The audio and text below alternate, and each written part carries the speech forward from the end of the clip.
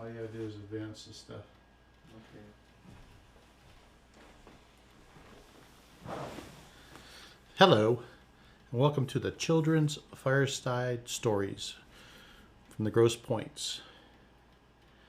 This is our first in many series, and this is dedicated to our grandchildren, Ronan, Declan, and Miles. Today we're going to read The Lorax by Dr. Seuss.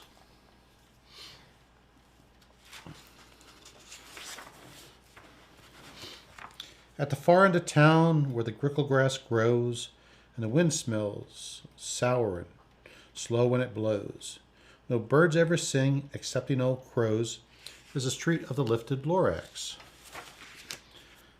And deep in the grickle grass, some people say, if you look deep enough, you can still see today where the Lorax once stood, just as long as he could, before someone lifted the Lorax away.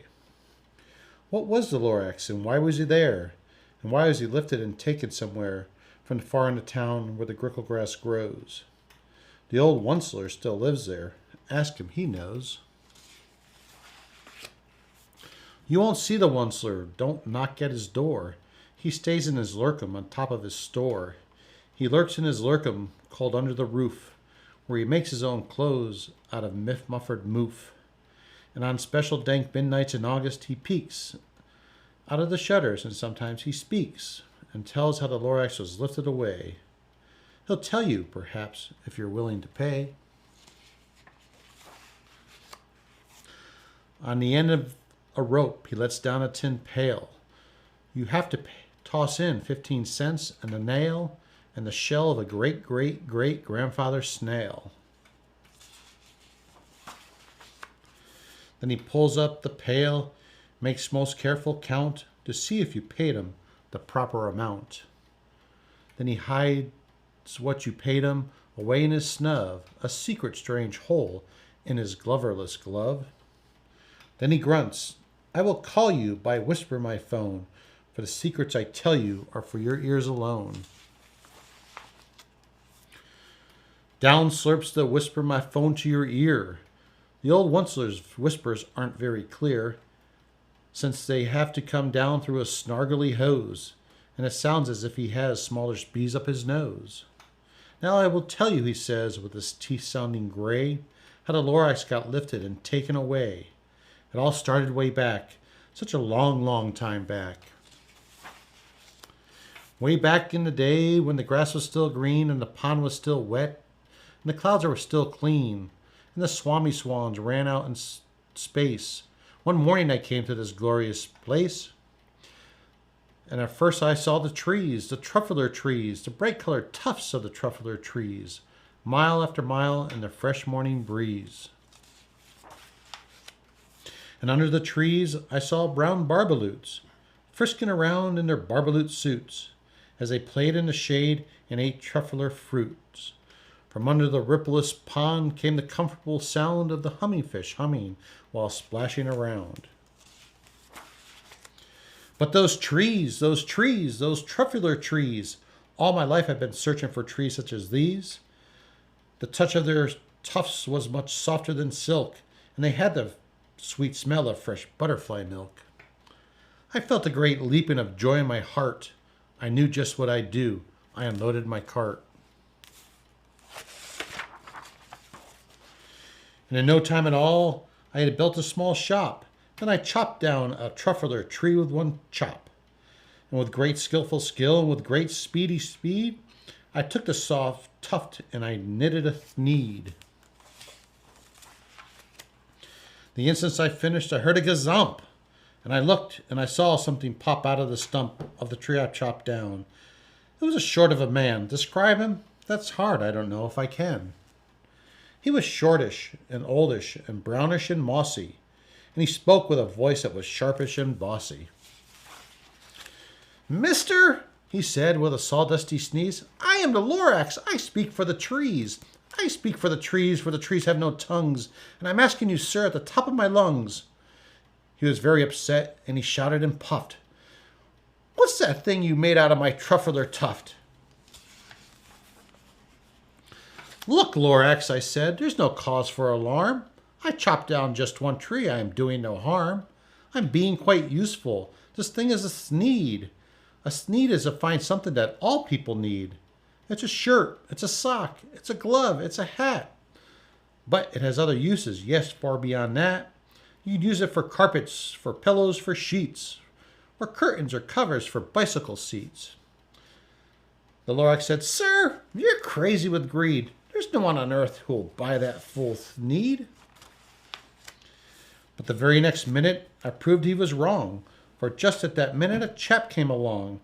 He thought that the thneed that I knitted was great. He happily bought it for $3.98. I laughed at the Lorax. You poor stupid guy. You can never tell what some people will buy. I repeat, cried the Lorax, I speak for the trees. I'm busy, I told him. Shut up, if you please.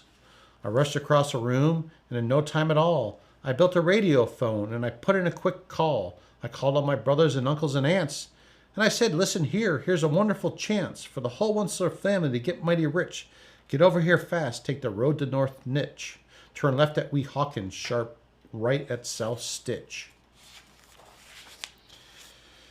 And in no time at all, in the factory I built, the whole Onceler family was working full tilt. We were all knitting thneeds as busy as bees to the sound of the chopping of truffler trees. Then, oh baby, how my business did grow. Now chopping down one tree at a time was too slow. So I quickly invented my super axe hacker, which whacked off 4 truffler trees at one smacker. We were making thneeds 4 times as fast as before, and the Lorax, well, he didn't show up anymore. But the next week, he knocked on my new office door. He snapped, I am the Lorax. I speak for the trees, which you seem to be chopping as fast as you please.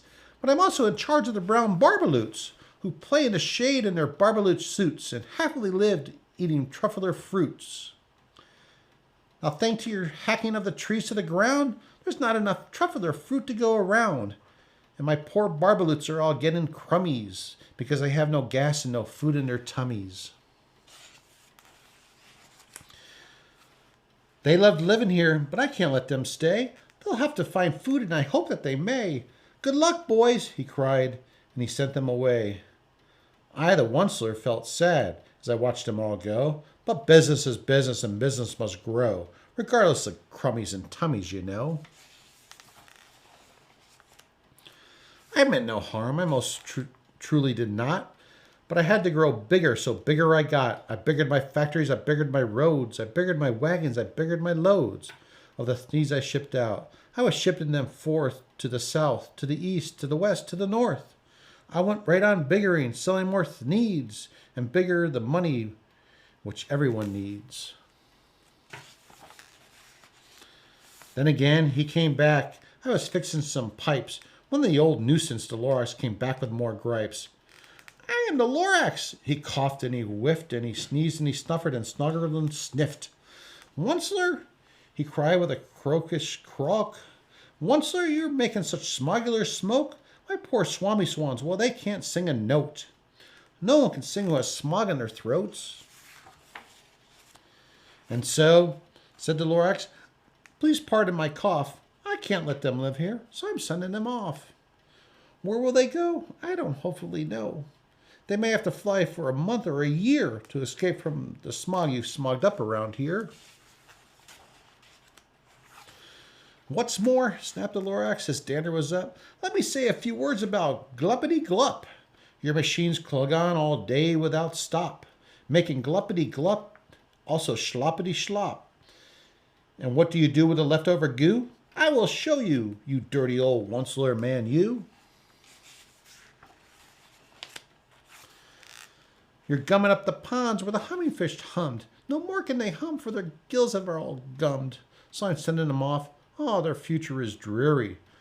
They'll walk on their fins and get woefully weary in search of some water that isn't so smeary. Then I got mad. I got terribly mad. I yelled at the Lorax, now listen here, Dad. All you did is yap yap and say bad, bad, bad. Well, I have my rights, sir, and I'm telling you, I intend on doing just what I do. And for your information, Lorax, I'm figuring I'm biggering and biggering and biggering, turning more truffler trees into thneeds, which everyone needs. And at that very moment, we heard the loud whack. From outside in the field came the sickening smack of an axe on a tree. We heard the tree fall, the very last truffler tree of them all. No more trees, no more thneeds, no more work to be done. So in no time, my uncles and aunts and everyone all waved me goodbye. They jumped into my cars and drove away under smoke-smoggered stars. That all that was left neath the bad-smelling sky was my big empty factory, the Lorax and I. The Lorax said nothing, he just gave me a glance. Just gave me a very sad, backwards glance as he lifted himself by the seat of his pants. I will never forget the grim look on his face when he hoisted himself and took leave of this place, through a hole in the smog without leaving a trace. And all that the Lorax left in this mess was one smile of rocks with one word, unless.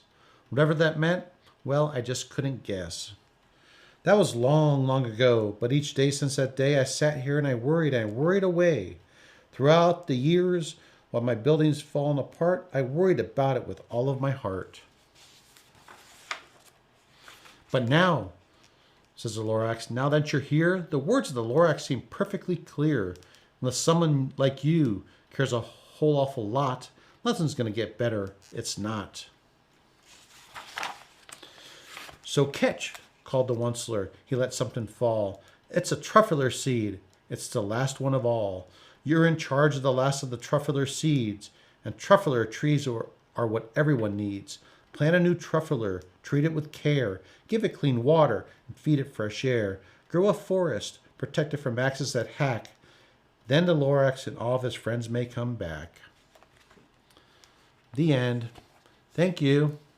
And come back next week for another exciting book from the Children's Fireplace Story Time. Grosse Pointe. Thank you.